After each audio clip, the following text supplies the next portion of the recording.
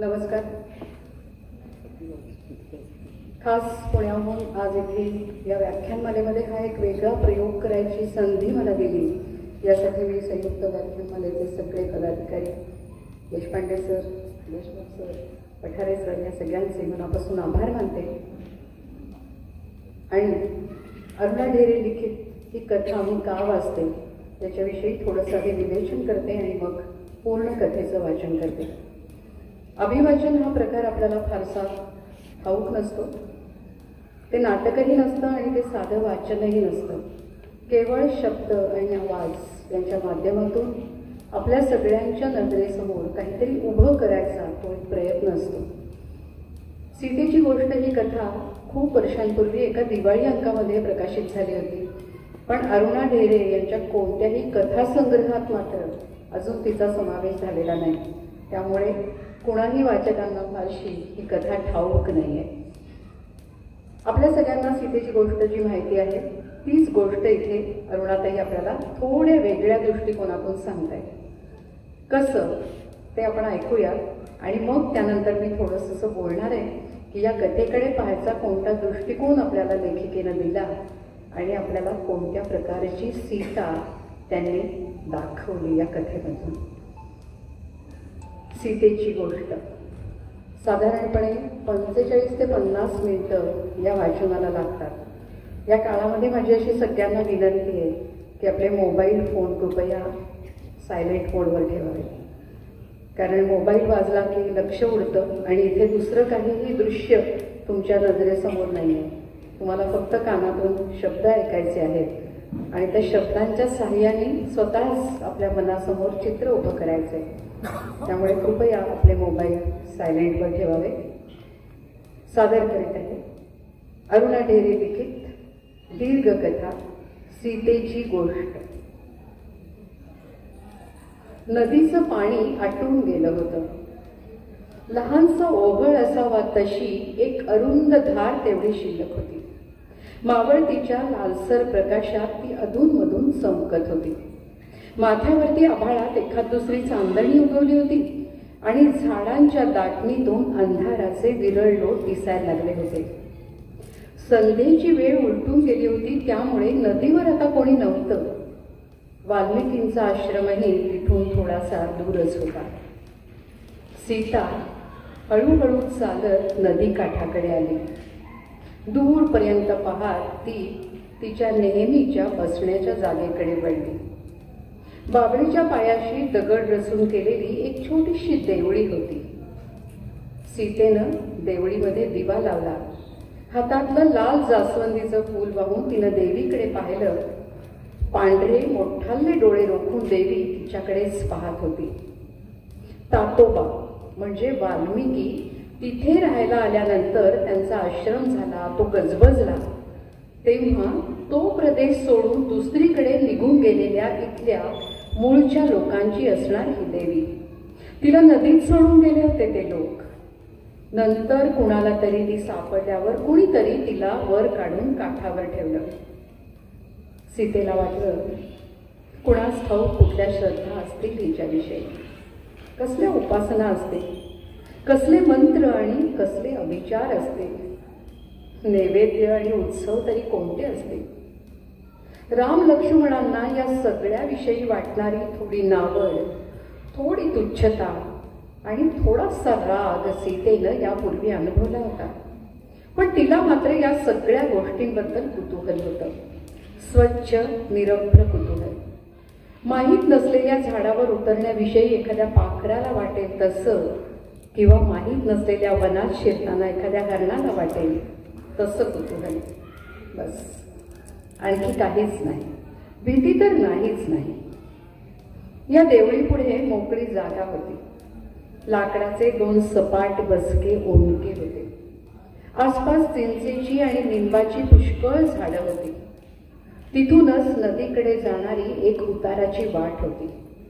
आश्रमाचे लोक त्या वाटेनं नदीवर जाणं शक्यतो टाळत असत. दुसऱ्याच 2 वाटांनी त्यांची ये-जा चालू असे. सीता त्या उतार वाटेकडे बराच वेळ उदासपणे पाहत राहिली. तिला आठवलं लक्ष्मण तिला इथे सोडून परत फिरला तेव्हा या नदीला पुष्कळ पाणी होतं. नावेतून ती उतरली तेव्हा लक्ष्मणाच्या तोंडाकडे असमंजसपणे पाहत राहिले. त्यानंही तिच्या दृष्टीला दृष्टी भिडवली नाही. ते त्याचं खाली पाहत अपराधी स्वरातलं बोलणं, तिला त्याच्या बोलण्याचा अर्थबोधच न होणं, नंतर कितीतरी वेळानं तिचं भानावर येणं आणि घडली गोष्ट खरी मानण्याचा केविलवाणा प्रयत्न करणं. त्याच वेळी दूर कुठेतरी भारद्वाजाचा शुभशकून सांगणारा आवाज ऐकू येत राहिला.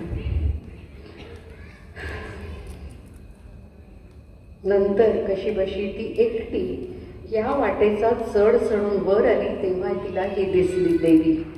पुढ्यात मोकळं अंगण घेऊन कुणाची तरी वाट पाहत असल्यासारखी, कवडी डोळ्यांची, शेंदूर माखलेली. संध्याकाळचा अंधार बाबळीतून सरपटत येणारा आणि ही तकतकी शेंद्री बाई देवळीमध्ये अशी वाट पाहत बसलेली. तिला दोन्ही हातांनी मिठी घालत सीतेनं आकांत केला होता जन्माचा. तोच ऐकून बहुधा कोणीतरी तातोबांकडे धावलं होतं आणि नंतर ते स्वतः आले इथं दिवा घेऊन. तेव्हापासून रोज देवळीमध्ये दिवा लावते सीता. कुशा एकदा तिला म्हणाला होता, कशाला तिथे रोज दिवा लावतेस ग, ती काही आपली देवी नाही. त्याच्या आवाजातल्या तीव्रतेनं ती थोडी चमकली होती.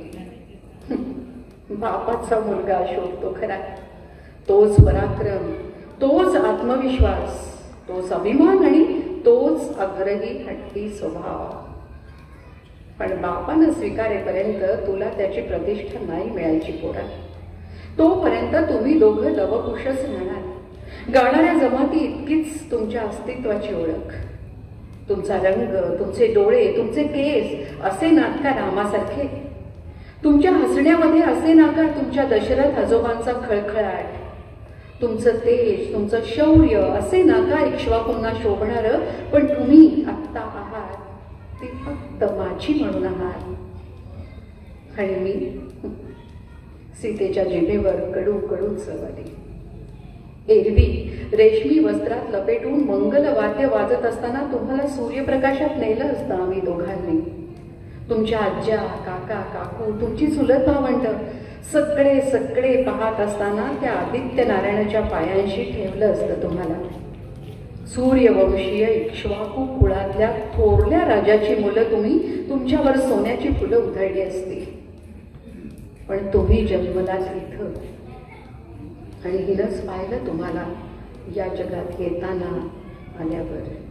माझ्याही आधी इथंच आले होते मी, तळमळ वाढली तेव्हा. इथेच एकटी तडपडले होते आणि मग ग्लानी येऊन इथेच पडले होते. नंतर सगळे जमली होती, आश्रमातली सगळी माणसं. पण तुमच्या जन्माला साक्षी होती तीच फक्त. तिनं हे सगळं कुशाला सांगितलं तेव्हा तो थोडा वेळ गप्प झाला, दूर कुठेतरी पाहत राहिला. मग तिच्या हातावर समजूतदारपणे थोपटत म्हणाला, असू दे मा, पण तू नको काळजी करूस. त्या आदित्य नारायणासमोर आम्ही लवकर उभे राहू. अगं तातोबांनी सांगितलंय तसं आम्हाला.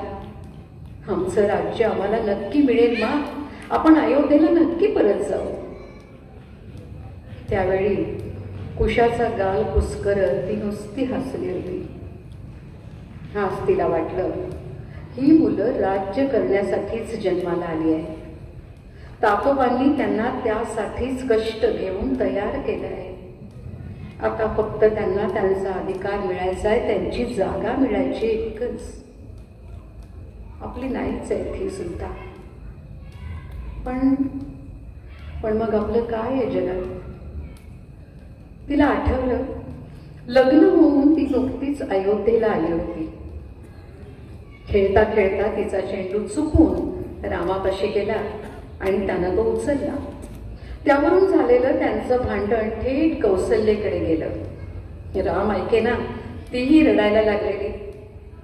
तेव्हा कौसल्य तिला म्हणाली होती, हे बघ, अयोध्या कोणाची? रामाची. मग अयोध्येतलं सगळं रामाचं, हो की नाही? पण राम कुणाचा? तो तर तुझा, चेंडू सकट तुझा. आणि सीता डोळे पुसून हसली होती, कारण तिचं समाधान झालं होतं.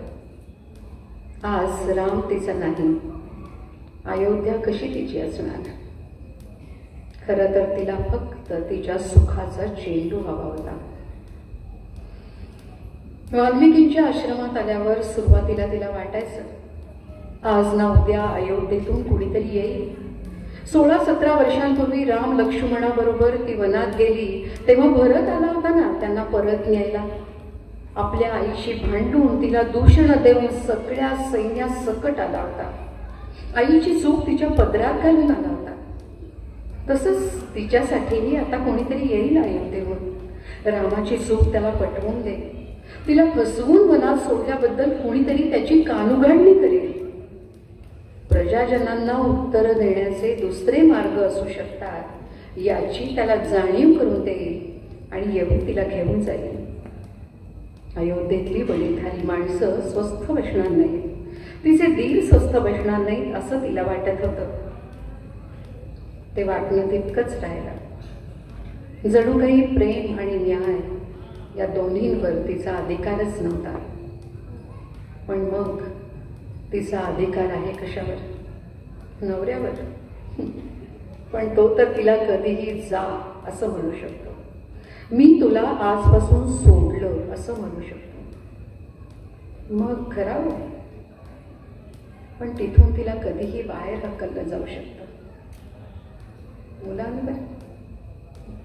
पण ते तर अगदी स्वतंत्र जीव असतात. म्हणजे कोणी मानला तरच असतो बाईचा अधिकार. सीतेनं स्वतःच्या हातांकडे पाहिलं, मग हळूहळू एकूणच स्वतःकडे. हे शरीर तेवढं आपलं आहे, त्याच्यावर आपला अधिकार आहे हे केवढं सुदैव. एरवी रावणाला ते द्यायचं नाही म्हणून झुंज घेताच आली नसती. तिनं आपल्या केसांवरून हात फिरवला. 40शीलाच पोचली होती, पण केसांमध्ये पांढरी चमक येत चालली होती. वर्षभर चुपचाप केलेली अशोकवनातली ती लढाई सोपी नव्हतीच. मुळे अख्खं वर्ष ती त्या लढाईच्या अंतिम निर्णयाची वाट पाहत होती. ते सगळं आठवताना तिला पुन्हा एकदा तेव्हासारखाच सरका बसला. लढाई संपली, अगदी निर्णायक रीतीनं संपली. रावण हरला, संपला. पण ती जिंकली नव्हती. जिंकला होता राम, आणि त्यानं तिलाही नंतर हरवलं होतं. आपणही तेव्हाच संपलो असतो तर बरं झालं असतं. मी हे युद्ध तुझ्यासाठी केलं नाही, हे तुझ्यामुळे झालं, तुझ्यासाठी नव्हे. मी माझे कलंक धुतले इतकंच. आता तू कुठेही जा, तुला दाही दिशा मोकळ्या आहेत. रामाच्या शब्दांच्या त्या आठवणीनं देखील तिला आत्ता भोवळ आल्यासारखं झालं. जिभेला कोरड पडली. ती खाली बसली. जराशानं स्वतःची सावरली. तिला स्वतःच एक हताश नवल वाटलं. किती जीवट असतो आपण. एवढं सगळं घडून गेल्यावरही पुन्हा रक्तामधून उसळी मारते वीज. पुन्हा त्याच्या स्पर्शाला देहभर ठेंग्या उडतात. पुन्हा मन धावतं त्याच्यापाशी. पुन्हा नवे फुटवे येतात. पुन्हा भरून येणं आणि पुन्हा एकदा आणखी मोठं होऊन तेच सगळं भोगायला लागणं. तीच वंचना, तोच अन्याय, तीच विना अपराध शिक्षा, तोच अपमान आणि तेच प्राणघातक एकटेपण. आता आपण आपल्यासाठी थोडे जगतो. आत्ताचं हे जगणं तर मुलांनाच दिलेलं आहे. एकटेपण तेवढं आपल्या गाठीशी ठेवून बाकीचं सगळं मुलांचंच. आपण जन्माला येतो तेव्हा एकटेच असतो आणि या जगाचा निरोप घेतो तेव्हाही एकटेच. इथली सगळी नाती तात्पुरती असतात बाळा, हे लक्षात ठेव. असं तिचे वडील तिला नेहमी सांगत. किती लहान होती तेव्हा ती, 10-11 वर्षांची. त्यांच्या बोलण्याचे अर्थही तेव्हा तिला नीट उमजायचे नाही. आज आठवतोय तो त्यांचा खणखणीत स्पष्ट आवाज खोल विहिरीतून घुमत यावा तसा होता तो. नात्यांचं तात्पुरतेपण बाबांना इतकं कळलं की मुलींना सहज अलग केलं त्यांनी. आता तर ते नाहीतच.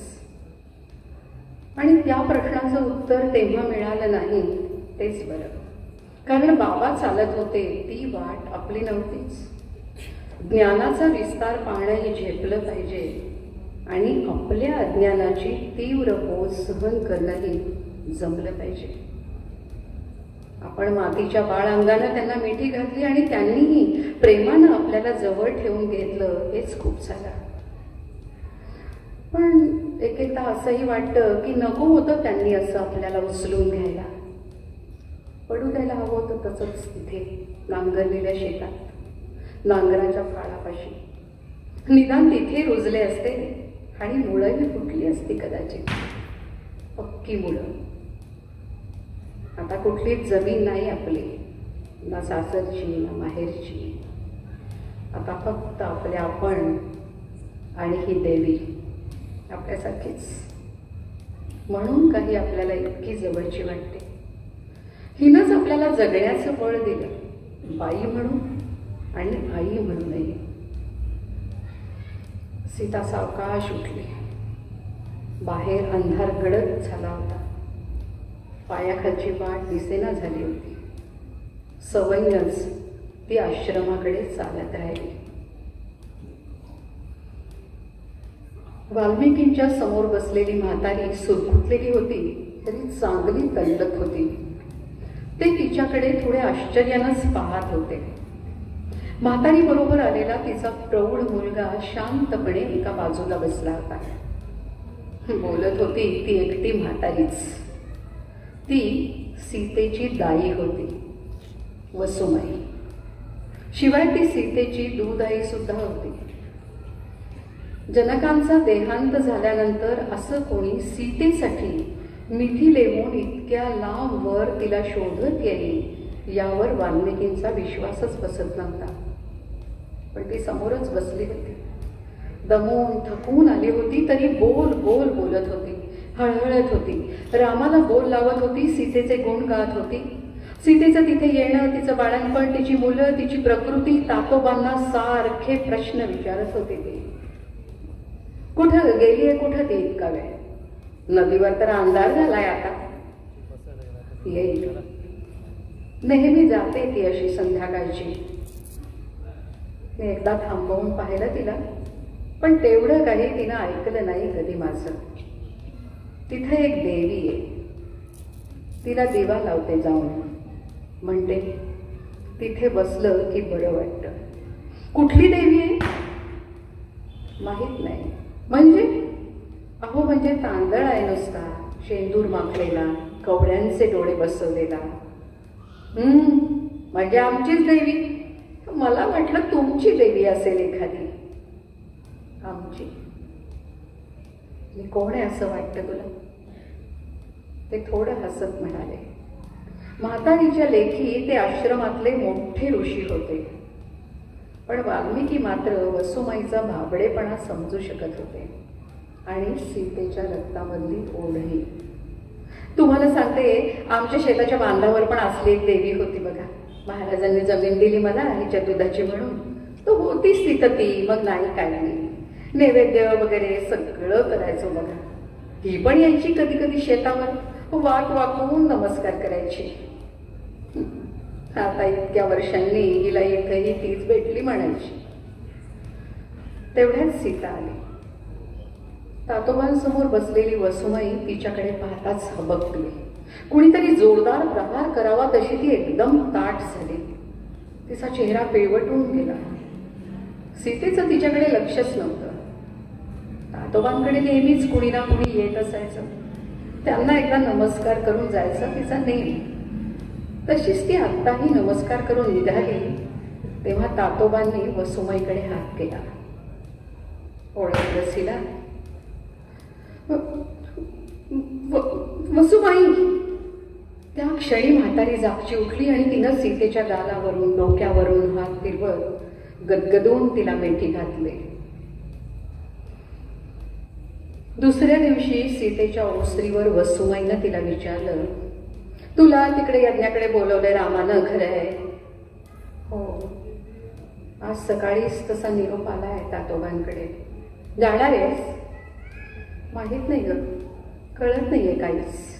तातोबा काय म्हणतात? ते काय म्हणणार, सगळं माझ्यावरच सोपवलंय ग त्यांनी. तरी पण त्यांचं मन असणार तू जावं म्हणून. नक्की, मी सांगते, मुलांना आधीच तिकडे पाठवले म्हणाले तेव्हाच वळखलं. तुला परत रामाच्या घरी नेऊन घालायची धडपड करतायत तातोबा. माहित नाही ग. माहित नाही म्हणजे माहित असायला हवं तुला. इतकी कशी गाडाणी राहिलीस तू? लहान होतीस तेव्हा कौतुक होतं, गोड माझी पोर किती बोळी आहे. पण फार कौतुक झालं बघ तुझं. जगात एवढी वावरलीस तरी व्यवहार म्हणून काही शिकली नाहीस बघ. सीता फिक्कट हसत तिचा तो आवेश पाहत राहिले. हसतेस काय? हा, सगळ्यांच्या देखत तुला सोडून देईल असं म्हणाला ना तो तिकडे लंकेत, म्हणाला ना. मग त्याला तिथल्या तिथे ठणकावून सांगायचं होतंस की नाही म्हणतेच ते आरोप मी सहन करणार म्हणून. खुशाल आपला तुला म्हणतोय रहा लक्ष्मणा बरोबर, नाही तर भरता बरोबर. म्हणाला ना असं तो. काय ग म्हणाला ना, सुग्रीव आणि विभीषणाचं नाव घ्यायलाही कमी नाही केलं त्यानं. बरोबर बोलते ना मी. मग दिव्य तरी कशाला केलंस बाई? आणि न केलेल्या गुन्ह्यासाठी तुझ्यावर डाग काय म्हणून ग? तू अपराध केला नाहीस हे तूच सिद्ध करायचं. कुठली गिरी? आणि दिव्य तरी कसली ग करायची? भांड्यामध्ये बंद करायचा साप आणि त्याचा दंश होऊ न देता आतली अंगठी काढायची. उकळत्या तेलात हात घालून आतली सोन्याची मोहर उचलायची. निखाऱ्यावरून चालत जायचं की जळत्या आगीत उडी घ्यायची. अगं किती भयंकर आहे हे सगळं. आहे भयंकर, पण दुसरा काय उपाय सांग? माझ्यावरचा डाग मला सहनच नाही झाला का? आणि दिव्य करावं असाही विचार नव्हता का माझा? मला मरून जायचं होतं वसुबाई. वेडी आहेस वेडी. तू मरून गेली असतीस तर तुझ्यावरचा डाग पक्काच झाला असता हे समजतंय का तुला? अगीत न जाता सुखरूप राहिलीस हे नशीबच म्हणायचं. पण काय ग, नंतर त्याच्याबरोबर कशाला आलीस पुन्हा इकडं? पुन्हा अयोध्येत राणी होण्याची दळबद हौस कशाला हवी होती तुला? तो जे बोलला तिकडे लंकेत ते विसरण्याजोगं होतं का? सांग ना, होतं का कानाआड करण्याजोगं? मग का आलीस परत? काय उत्तर द्यायचं? काय सांगायचं? तो आघात, ते कोसळणं, तो क्षोभ इतकं असह्यपणे प्रचंड होतं सगळं की ती जवळजवळ संपलीच होती. तरी ती आली परत, राणी होण्याच्या इच्छेनं नव्हे, पण त्या एका न संपणाऱ्या कमालीच्या चिवट प्रेमाबद्दल. काय सांगायचं हिला? प्रेम की आसक्ती तेही नाही कळत. तुमच्या घरूनच येतं ते काहीतरी, तुम्हालाही न जुमानता. जगण्याबद्दलचं प्रेम, जगण्याबद्दलची आसक्ती. रावणाकडचं ते वर्ष ज्या प्रेमाच्या बळावर मी तकून राहिले ते प्रेम झाल्या आघातानं क्षणभर निश्चित पडलं खरं. पण नंतर त्यानं पुन्हा ताबाच घेतला माझा. जणू काही राम कसा वागतो याच्याशी संबंधच नव्हता त्याचा. जणू एक स्वयंतंत्र स्वयंभू शक्तीच होती ती, आपल्याला लग्न झाल्या क्षणापासून नाचवणारी, खेळवणारी. तुझं तरी काय चुकलं म्हणा, सारा दैवाचा खेळ. तुझ्या नशिबात सुख म्हणून नाही पोरी, त्याला तू तरी काय करणार? लग्न होऊन सासरी गेलीस तेव्हा किती आनंदात होते तुझे आई बाप. पण तू तर रानावनाची वाट धरलीस. राज्य मिळायचं तिथं वनवास वाट्याला आलाय. तिथं तरी नीट राहिलीस का? त्या जळल्या रावणानं नेलं तुला उचलून. थोडं थोडकं नव्हे वर्ष काढलंस त्याच्या बंदीत. आणि आता परत येऊन जरा बरे दिवस आले म्हणताना हे असलं जिरं. अगं गर्भारपणी बाहेर काढलंय त्यानं तुला, कळतात का याचे अर्थ? दैव फार वाईट बघ तुझं, दैव फार फार वाईट. सीता मोकाट बसून होती. ती दैवाला दोष देत नव्हतीच, कारण तिचाही जनकांसारखा भाकितांवर विश्वास नव्हता. आयुष्याला दरवेळी विचित्र धक्के मात्र बसत राहिले आणि दरवेळी एक उकळणारं जाळणारं कसलं तरी रसायन बाहेर पडत गेलं. तिच्या भोवती एक करपट विषारी धूर भरून टाकणारं रसायन. दरवेळी ती त्या धुरातून पलीकडे जायचा प्रयत्न करायची आणि दरवेळी पुन्हा एक धक्का, पुन्हा तसलाच अनुभव, आणखी असह्य होऊन. मुलं कशी आहेत तुझी? तुझ्यासारखी की त्याच्यासारखी? मनातून जायचंय का त्यांना परत बापाकडे? मुलांचा विचार आला तसं सीतेला थोडं हल्ल्यासारखं झालं. तिचा आवाज अगदी ओलसर होऊन गेला, कारण त्यांना तिनं जन्म दिला तो कर्तव्य म्हणून. कर्तव्याची ती पारंबी घट्ट धरलेली नसती तर ती काही त्या दुःखाच्या महापुरातून वाचती ना. पण त्या दोघांचे लख्ख डोळे पाहिले आणि तिला पुन्हा एकदा जगावंसं वाटलं. अजून किती लहान आहेत ग, स्वतःचा स्वतः विचार करायला सुद्धा अजून शिकली नाही पूर्ती. पण वसुमाई, त्यांना माहिती आहे ते राज्यपुत्र आहे आणि तुला सांगते, त्यांच्यासाठी मी जिवंत राहिले याचं सार्थक वाटतं बघ. तुला सांगते, तातोबांनी तर सगळं केलं त्यांचं. इतर कोणी करतो म्हटलं तरी नाही करू दिलं. अगं, आपल्या उत्तरीयाबरोबर मुलांचे कपडे सुद्धा धुतलेत ग त्यांनी. कधी कधी मुलांचं रूप पाहून, त्यांचं खेळणं पाहून म्हणायचे मला, सोन्याच्या पाळण्यात झुलायला हवी मुलं, तिथे रानाच्या मातीत खेळतायत पहा. नशीब तुला मुलगा झाला की परत बोलावतील अयोध्येला, असली वेडी आशा ठेवली नाही तुम्ही. बारीक डोळे करत म्हातारी म्हणाली. तिची मान खेदानं बराच वेळ हलत राहिली. जरा शांती म्हणाली, नेलंही असतं त्यांनी तुला परत, कोणाच ठाऊक, पण तू दोघांची आई होऊन बसलीस. म्हणजे समजलं नाही मला, काय म्हणतेस तू? पण वसुमाई काही बोलली नाही. बाईला जुळं झालं तर तिला भलता डाग लावणाऱ्या त्या अंधविश्वासाचा सीतेसमोर उच्चारच नव्हे, विचारही करणं तिला पाप वाटलं. ती आपली बसल्या बसल्या सीतेच्या पाठीवरून हात फिरवत राहिली. किती वाढली आहे, बाळणपणानंतरही नाही भरली. कसे काढले असतील या तरुण मुलीनं रावणाघरचे ते दिवस. काय काय भोगलं असेल. आधीचा वनवास तरी काय सोपा होता. तिला सीतेचं लहानपण आठवून भरवून आलं. आता इथे दुधा तुपाला कमी नसेल, पण आतड्याचं कोणी नाही जवळ. अन्न अंगी लागेल का? काय गणी दशा तुझी, किती लाडात वाढलीस, बापानं किती काय काय शिकवलं. ती म्हणत राहिली. तिचं बोलणं सीतेला हळूहळू ऐकू येईनसं झालं.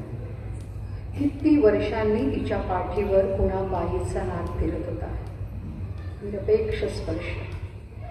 ती माया भोगताना सीतेच्या डोळ्यातून घळघळ पाणी वाहत राहिलं आणि मग तिच्या वासात, स्पर्शात गुंगल तिला कधी झोप लागली हेच कळलं नाही.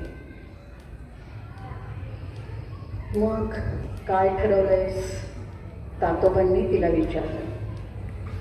त्यांना काय उत्तर द्यावं हे सीतेला ओढून गेलं.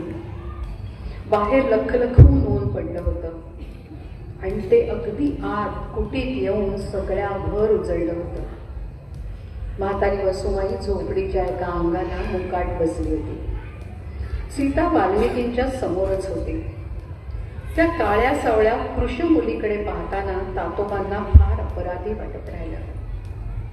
ज्याचं सर्वस्व लुटलं गेलंय असा कोणी माणूस आपल्याकडे आश्रयाला यावा आणि आपण गोड बोलून त्याच्या अंगावरची वस्त्रही काढून घ्यावी, असं आपण या मुलीचं केलंय का? तिची मुलं फक्त तिला होती, तीही आता आपण काढून घेतली आहे. पण नाही, तसं नाही. खरं म्हणजे तिलाही राम स्वीकारेल, नक्की नक्की स्वीकारेल. पुन्हा माझी सगळी तपश्चर्या पणाला लावीन मी त्यासाठी. मुलांचं काय झालं? काल तुम्ही बोलला नाही फारसं. सीतेनं विचारलं तसं तातोबांच्या चेहऱ्यावर हसू पसरलं. कारण मुलांनी तर चमत्कार घडवला होता. इतकं तयारीनं गायले दोघंही की सगळ्यांना जिंकलं त्यांनी, रामालाही. दूताकडून कळलेली ती सगळी हकीकत सीतेला सांगताना तातोबांच्या स्वरात अभिमान होता, कौतुकही होतं. तुमचं कवित्व आहे आणि श्रीरामांचं चरित्र आहे. प्रसिद्धी, यश आणि सन्मान सगळंच चालू येणार. मुलांचं श्रेय सगळं नव्हे, ती म्हणाली. तसे तातोबा एकदम मोकळे हसले. बुद्धिमान आहेच ही. हे सगळं मिळायला हवंच होतं आपल्याला. आपल्यासाठी नव्हे, हिच्याच मुलांसाठी. राजा आणि प्रजा दोघांनाही त्यांनी जिंकायला हवंच होतं. मुलांचा स्वीकार रामानं करायचा तर योग्य वेळ आणि योग्य मार्ग यांचा अचूक उपयोग करायला हवा होता. मी तो केला इतकंच. पण मुलं गाणारी उत्तम आहेत म्हणून त्यांचं कौतुक होणं वेगळं आणि श्रीरामांनी त्यांना आपली मुलं म्हणून जवळ करणं वेगळं. सीता म्हणाली तेव्हा तिच्या आवाजातला कंप ओढून तातोबा हेलावून गेले. काळजी करू नकोस सीते. अगं, मुलांना रामानं ओळखलंय आणि त्यांना तो नक्कीच त्याचे मुलगे म्हणून स्वीकारेल असं माझी मनोदेवता मला सांगते आहे. सीतेला घेऊन आपण स्वतः यावं असा त्यानं मला निरोप धाडलाय. तो उगाच नव्हे. मुलांना त्यांचा अधिकार, त्यांची प्रतिष्ठा नक्की मिळेल सीते, नक्की मिळेल. पण बाप मिळेल का त्यांना? अचानक वसुमाई बोलली. तातोबा चमकले. सीताही अवाक होऊन म्हातारीकडे पाहत राहिले. म्हणजे काय? म्हणजे आपल्या भावांचे मुलगे आता मोठे झाले. आपल्याला आपल्या मागून राज्य चालवणारे आणि वंश चालवणारे मुलगे मिळाले तर आत्ताच मोठेपण दाखवून त्यांना जवळ करावं असं तर नाही ना त्या राजाला वाटत. राज्यातला वाटा काय मिळायचा तो मिळेल हो पोरांना. काय राजपुत्र म्हणून मान असेल तोही मिळेल. पण बापाचं प्रेम मिळेल का असं विचारतेय मी. म्हातारी अगदी स्पष्ट बोलत होती. सीतेनं ते ऐकताना मान खाली घातले. तातोबा म्हणाले, मला वाटतं की त्या राजपुरुषावर कोणीही विनाकारण अन्याय करू नये. प्रजाहित, कर्तव्य आणि न्याय यांच्यासाठी आपल्या व्यक्तिगत सुखाचं फार मोठं मूल्य त्यानं चुकवलंय आणि विनाकारण या अभागी मुलीवर अन्याय झाला त्याचं काय? तो होऊ नये म्हणून का नाही म्हणालात तुम्ही तसं दरबारात? का नाही हिच्या वतीनं प्रश्न विचारला? तो वसुमाई, तिचं बोलणं चुकीचं नाही वैद्य, मला कळलंय. म्हणून तर आता तुला यज्ञस्थळी चल असं म्हणतो आहे. सर्वांसमक्ष त्या यज्ञीय अग्निसमक्ष मी सांगेन की तू तीर्थजळा इतकी पवित्र आहेस. तुम्ही तिघही अयोध्येच्या राजप्रासादात सन्मानानं परत गेला आहात हे मला पाहायचंय सीते. माझं सगळं पुण्य मी त्यासाठी पणाला लागेल. काहीतरी बोलण्यासाठी वसुमाईचे ओठ हल्ले पण तिनं स्वतःला आवरलं. सीतेनं तिच्याकडे पाहिलं तेव्हा तिला काय बोलायचं असणार हेही तिला समजलं. उदासीची एक काळीशा लाट सीतेच्या पोटातून उंच उठली. तातोबा आपल्याला पुन्हा एक दिव्य करायला सांगताय. रामापुढे पुन्हा उभं राहण्याचं दिव्य. भर दरबारात सर्वांसमक्ष पुन्हा एकदा तेच घडणार आहे. वसुमाईला विचूक कळलंय ते. तिची तडफड तिला समजली आहे. पण मग मुलांचं काय? मी आले नाही तर राजा मुलांना स्वीकारणार नाही असं वाटतं का तुम्हाला? सीतेनं विचारलं. क्षणभर तातोबांनी उत्तर दिलं नाही. मग ते म्हणाले, माझ्या वाटण्याचा प्रश्न नाही. तूही आता जाणती आहेस वैदेही आणि नुसती बाई नाहीस, आई आहेस. मुलांना मोठं करताना आपल्या पुढे एक प्रयोजन होतं. ही मुलं इक्ष्वाकू राजकुळाची ठेव आहे. उद्या राजपुत्र म्हणून वावरणार आहेत हे मनात ठेवूनच आपण त्यांच्यावर संस्कार केले. मला मान्य आहे की मी त्यांना रामचरित्राच्या गायनाचं काम दिलं, पण कुशलवांची ही वृत्ती त्यांची खरी वृत्ती नव्हे हे आपण जाणून आहोत ना. मुलांना त्यांच्या कुलशिलाची जाणीव आहे. अशा वेळी त्यांना राजाच्या हाती सोपवण्याची एक संधी समोर आली आहे, एवढंच मी जाणतो. तसं घडावं अशी जर इच्छा असेल तर आपण सर्वस्वानिशी प्रयत्न केला पाहिजे. मी आपण म्हणतो आहे, यात सगळं काही आलं. राजाला काय वाटतं याच्याशी आपला संबंधच नाही. आपल्याला जे हवं आहे त्याला अनुकूल असं राजाला वाटावं म्हणून सगळी धडपड करायची. तातोबांचं बोलणं ऐकलं आणि म्हातारी वसुमाई जागची उठली. तिने एकदम तातोबांच्या पायावर डोकं ठेवलं आणि तिला रडूच कोसळलं. कशाला नेतात पुन्हा तिला त्याच्या पुढे? कशाला नेताय? नका आता पोरीचे आणखी दिंडोळे काढू. ते एकदा झालं, दोनदा झालं, आता तिसऱ्यांदा कशा पाहिजे? तातोबांनी असहाय्यपणे सीतेकडे पाहिलं. सीतेनं उठून वसुमाईला बाजूला घेतलं. समजून घालावी तशी ती तिला म्हणाली, वसुमाई रडू नकोस. हे बघ, आता हे शेवटचं. मी सांगते ना तुला, पुन्हा अशी वेळ नाही यायची. खरंच कधीच नाही. डोळे पूस वसुमाई. अगं डोळे पूस, माझ्याकडे बघ, बघ तर इकडे. म्हातारीनं डोळे पुसले.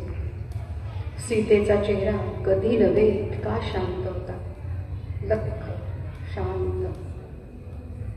म्हातारीला जवळ घेत ती म्हणाली, तुझा जीव माझ्यासाठी तुटतो तसा माझाही माझ्या 2 मुलांसाठी तुटतो, हे समजतंय का तुला वसुमाई? अगं आज त्यांच्या वडिलांनी सगळ्यांच्या देखत तातोबांच्या साक्षीनं त्यांना जवळ घेतलं तर माझाच पाय मोकळा होईल का या गुंत्यातून? तुला कळत कसं नाही वसुमाई? अगं एरवी हे मोठे झाल्यावर कोण म्हणून जगतील? अगं हे वनचरही नाहीत आणि साधू ऋषीही नाहीत ग. सांग ना, मग त्यांची काय ओळख असेल जगात? मग फक्त माझी काळी कुट्ट सावली राहील ग त्यांच्यावर. डोळ्यात जमणारं पाणी पुसून काढत सीता तातोबांना म्हणाले, माझं हेही कर्तव्य मला पुरं करायला हवं.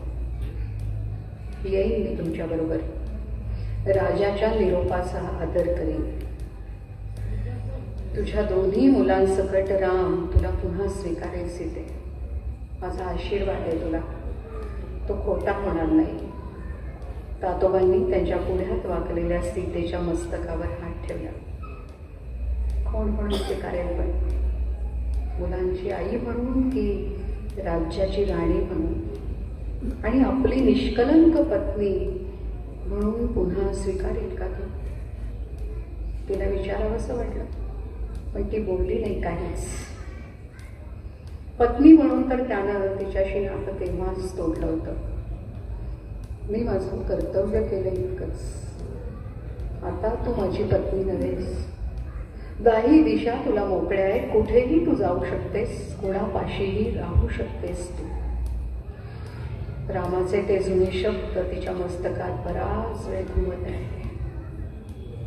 आत्ता जी कोणी उरली होती ती कोणाचीच कोणी नव्हती, नुसती सीता होती. आणि इतर ओळखी तर आता तिला नकोच होत्या.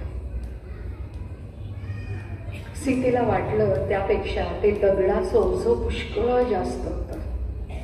पण ते घेऊन उतार वाटेनं सीता नदीपर्यंत आली आणि डोळे घट्ट मिटून नदीच्या पाण्यात देवीची ती मूर्ती तिनं सोडून दिली. फूल तेवढं तरंग दूर जात राहिला. बाकी सगळं तळाशी जाणार होतं ते गेलं. अगदी लहान असताना शिवधनुष्याचा घोडा करून खेळायचो आपण, पण रामानं मोडलंच ते धनुष्य. तेव्हापासून काहीही वर उचलायची शक्ती गमावली की काय आपण? तिला वाटून गेलं. चढ चढून ती पुन्हा वर आली. निंबांना मोहर आला होता आणि वाऱ्यावर त्या नाजूक फुलांचा वास भरून वाहत होता. रामाची तिला अगदी जीव दुखेपर्यंत आठवण आली. पहिल्या वनवासातले ते सगळे कोवळे दिवस तिच्यावर पुन्हा झुकून आले. त्यांची गार शीतलता पुन्हा तिच्या नसांमधून भरत गेली. तिला वाटलं आत्ता ह्या क्षणी या लिंबाचा पाला नखशिखांत पांघरावा आणि झोपावं इथेच या जमिनीवर. या अंगणामध्येच रात्र लांबून धरावी. आयुष्याला बसणारे ते धक्के, ते काळं उकळतं रसायन जेवढं खरं, तेवढीच ही कडुलिंबाची कोवळी पानं देखील खरीच. आता आणखी काही नको. पुढे आता थांबावं इथेच. पण वसुमाई तिला तिथे तसं थांबू देणार नव्हती. सीतेला शोधत ती आलीच. रिकाम्या देवळीकडे तिचं लक्ष गेलं आणि ती हबकली. काळजीनं पुढे होऊन सीतेला हलवत ती म्हणाली, अगं अगं काय केलंस तू हे? तू तू तू इकडे येणार आहे माहीत होतं म्हणून मी आले तुझ्या पाठोपाठ, पण तू अगं केलंस तरी काय तिचं? संपलं आता सगळं. जिथून आली होती तिथेच ती परत गेली. चल वसुमाई, तातोबा उगाच काळजी करते. उद्या पहाटेच निघायचंय ना आपल्याला. पण वसुमाई, तू आलीस म्हणून निघणं पुष्कळ सोपं झालं बघ. परतून जाणं फार अवघड नसतं असंही वाटतंय बघ आता. सीतेचा हात धरून म्हातारी वसुमाई तातोबांच्या मागून चालायला लागली तेव्हा पुढतं उजाडलं देखील नव्हतं. बाहेर अंधार बराच होता आणि रिकाम्या देवळीत सीतेनं लावून ठेवलेल्या दिव्यातली ज्योत मंदपणे हालत राहिली होती.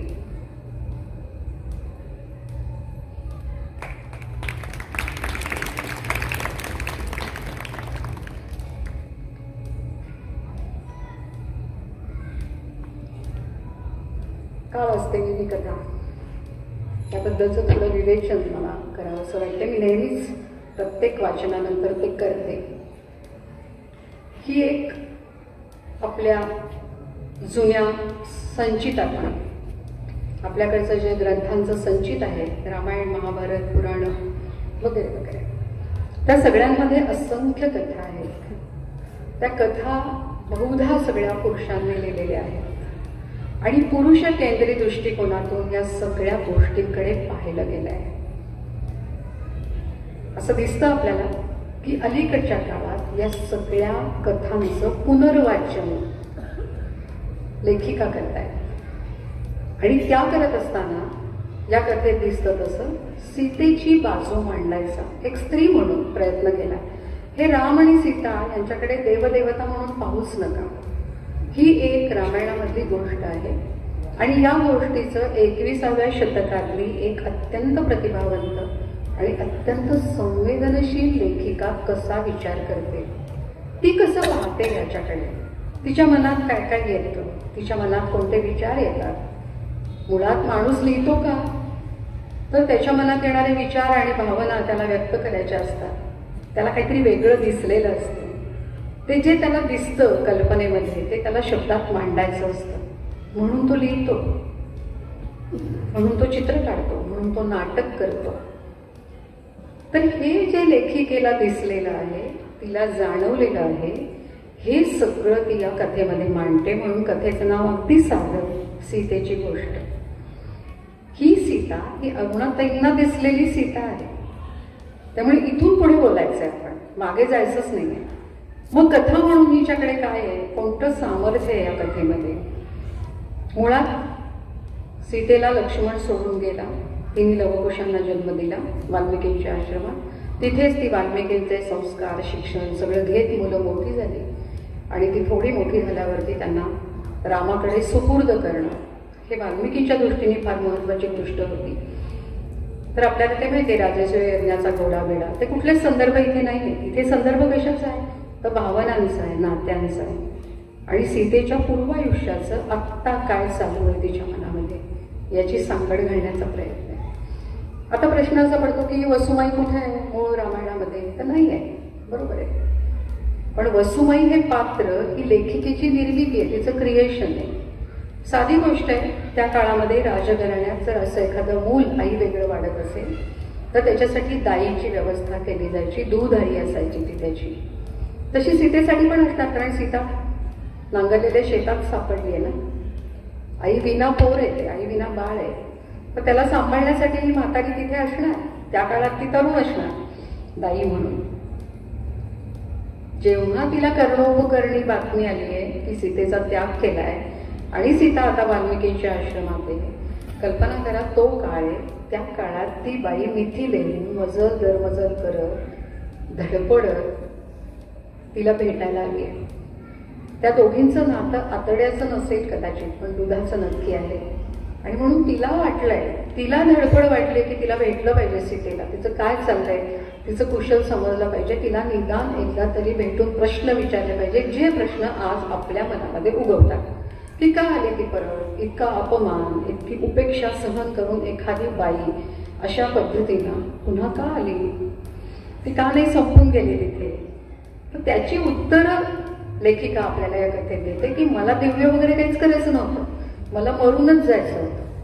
पण त्या काळातल्या समजुतीनुसार अशा दिव्यामधून ताहून सुलाखून बाहेर पडलेली सीता पवित्र आहे हे लोकांनी मान्य केलं आणि म्हणून तिला परत येता आलं. दुसरी गोष्ट याच कथेतली, सुरुवातीला त्या देवीचा उल्लेख आहे. आपल्याला माहिती आहे की राम आर्य धर्माचा पालक होता आणि आर्यांना मूर्तीपूजा, प्रतिकपूजा मान्य नव्हती. ते यज्ञकर्म करणारे लोक होते त्या काळामध्ये. इथे तांदळा का असे ना, पण मूर्तीपूजा आहे, प्रतीकाची पूजा आहे. आणि ही कोण करत असणार, तर उल्लेख असा आहे की वाल्मिकी इथे येण्यापूर्वी त्या प्रदेशात राहणाऱ्या लोकांची असणार ती देवी. आर्य आणि द्रविड संघर्ष वगैरे आपल्याला सगळं ऐकून ऐकून थोड्या थोड्या गोष्टी माहिती असतात, पण द्रविडी संस्कृतीमध्ये ही प्रतीकपूजा होती, वृक्षांची पूजा, जनावरांची पूजा, हे सगळं होतं. तर असा तो देवीचा तांदळा तिथे असणं लॉजिकली बघायचं आहे या सगळ्या गोष्टींकडे. हे अचानक लेखकाला वाटलं म्हणून तो कधी घालत नसतो. ते कथेमधल्या पात्रांची नावं सुद्धा लेखक अत्यंत विचारपूर्वक निवडत असतो. इथेही या बाईचं नाव वसुमाई आहे बघा. वसुंधरा, वसुधा, पृथ्वी ही सगळी जमिनीची नावं आहेत आणि ती सोशिक, क्षमाशील अशी आहे. आणि तिलाच तिच्याविषयी वाटतंय कारण सीता पुन्हा जमिनीची मुलगी आहे, पृथ्वीची मुलगी आहे, म्हणून त्या दाईचं नाव सुद्धा वसुमाई असं निवडलंय. आणि मग ती चौकशीला येते वगैरे वगैरे, देवीच्या देवळाची गोष्ट सांगते. सीतेला त्यांच्याविषयी ओढ वाटते, त्या प्रतीकाविषयी, त्या पूजेविषयी. सुरुवातीच्याच पॅरेग्राफमध्ये आलंय बघा की राम लक्ष्मणांना वाटणारी सगळी नावड सीतेला माहिती होती, पण तिला मात्र या सगळ्याबद्दल एक कुतूहल होतं, स्वच्छ निरभ्र कुतूहल. अशा स्वच्छ निरभ्र कुतूहलाने आपण या सगळ्या गोष्टींकडे पाहणार का, पाहायला हवं असंही कुठेतरी लेखिका आपल्याला सुचवते सूक्ष्मपणे. की आपण सगळ्या गोष्टींकडे आपले अभिनिवेश घेऊन, आपले विचार घेऊन जात असतो, वेढत असतो आणि आपल्या तुटपुंज माहितीवरती आपण आवेशाने तावातावाने बोलत असतो. पण त्याच्याही पलीकडे कितीतरी भाग असा आहे की जो अव्यक्त राहिलाय, जो शब्दात व्यक्त झालेला नाहीये. आणि तो शब्दात आत्तापर्यंत व्यक्त न झालेला भाग वेगवेगळ्या तऱ्हांनी विचार करत लोक मांडतात. कधी कथेतून, कधी कवितेतून. आम्हाला त्याच्याच 5-6 कथा आहेत, कविता आहेत सीतेवरच्या. द्रौपदीवरचं तर कृष्ण किनारा वगैरे आपल्याला माहिती असेलच.